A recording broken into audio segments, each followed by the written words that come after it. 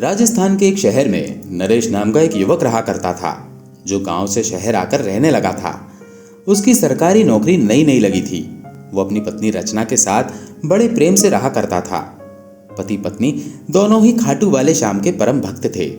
शादी को 5 साल बीत गए थे, लेकिन उनके कोई संतान नहीं थी। वो हर साल खाटू धाम श्याम प्रभु के दर्शन करने जाते और प्रभु से संतान प्राप्ति का आशीर्वाद मांगते। प्रभु के आशीर्वाद से उनके घर एक बेटे का जन्म हुआ था। उन्होंने श्याम प्रभु को वचन दिया था कि जब उनका बेटा 3 साल का हो जाएगा तो वो बच्चे का मुंडन संस्कार उनके धाम पर ही करवाएंगे। 3 साल जब पूरे हुए तो पत्नी रचना ने कहा, अजी सुनते हो, हमारा बेटा 3 साल का हो गया है। हमने श्याम प्रभु से मन्नत मांगी थी, हम फागुन के मेले में आएंगे और बेटे का मुंडन करवाएंगे।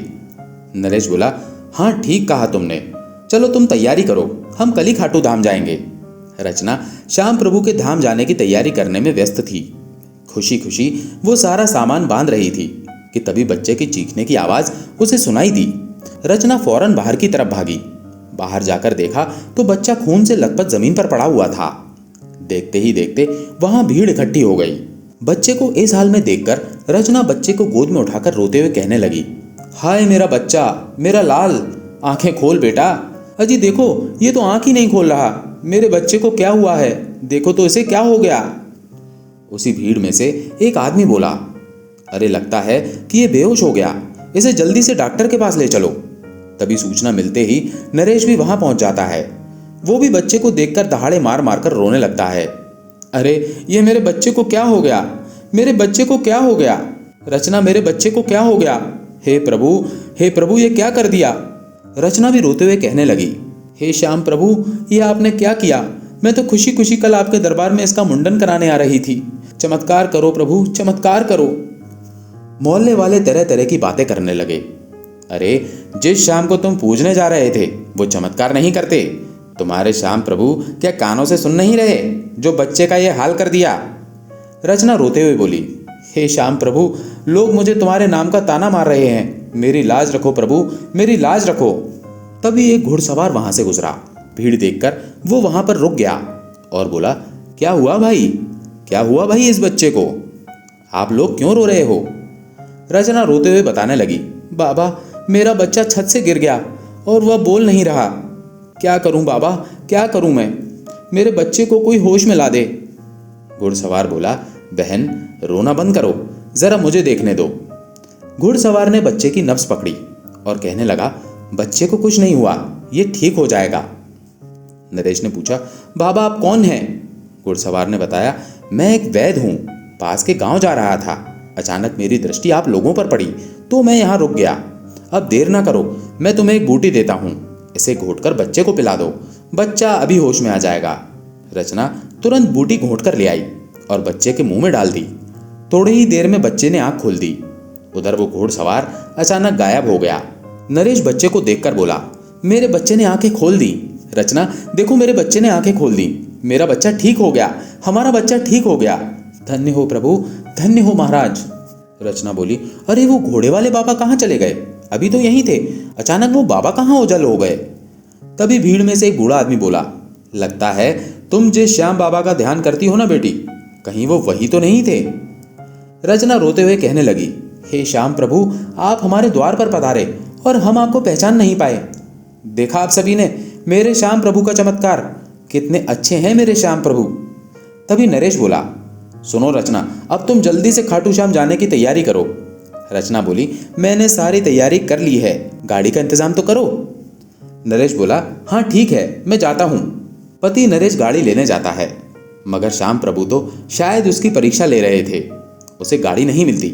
नरेश खाली हाथ वापस लौट आता है। उसके वापस आते ही रचना पूछती है, क्या हुआ, गाड़ी नहीं लाए?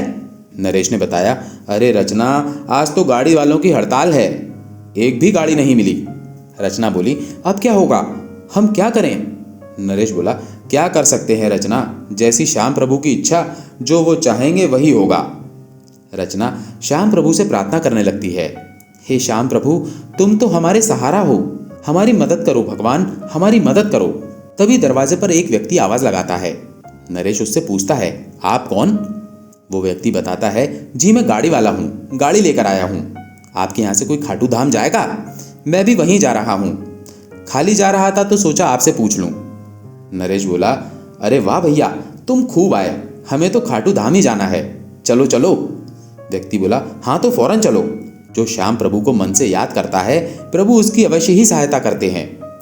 नरेश रचना को आवाज लगाता है, अरे रचना, चलो चलो, गाड़ी आ गई। ये सुनकर रचना बोली, ये कैसा चमत्कार है? नरेश बोला, अरे अब कुछ मत सोचो, सब प्रभु की लीला है, श्याम प्रभु की कृपा है, चलो जल्दी चलो। दोनों पति पत्नी और उनका बेटा गाड़ी में बैठ जाते हैं। वो व्यक्ति उनसे पूछता है, आपको पहले कहाँ जाना है? नरेश कहता है, भैया हमें रिंगस में उतार देना, बाबा का निशान लेकर श्याम प्रभु के यहाँ जाना है। कुछ ही देर में वो लोग रिंगस पहुंच जाते हैं। वे लोग गाड़ी से जैसे ही नीचे उतरे तो गाड़ी वाला अचानक ही गायब हो गया। नरेश और रचना चौंक जाते हैं। नरेश कहता है, अरे वो गाड़ी वाला अचानक कहाँ गायब हो गया, कहीं दिखाई नहीं दे रहा। रचना बोली, लगता है वो गाड़ी वाला कोई और नहीं, मेरे श्याम प्रभु ही होंगे, जो गाड़ी वाले के भेष में आए थे। बार बार श्याम प्रभु हमारे सम्मुख आते हैं, दुर्भाग्य से हम उन्हें पहचान नहीं पाते। धन्य हो प्रभु, आप अपने भक्तों का सदा ही ध्यान रखते हैं। नरेश और उसकी पत्नी रचना निशान लेकर बाबा के मंदिर की यात्रा प्रारंभ करते हैं। वे जयकारे लगाते हुए बाबा के मंदिर पहुंच जाते हैं।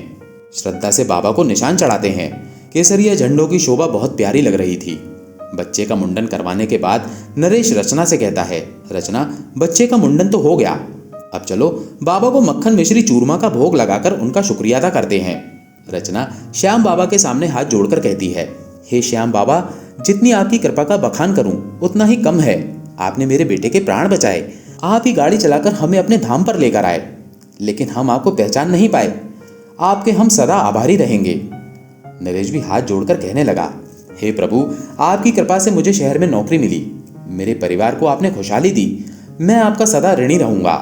तभी रचना बोली, अजी सुनते हो, बाबा का भंडारा करना है।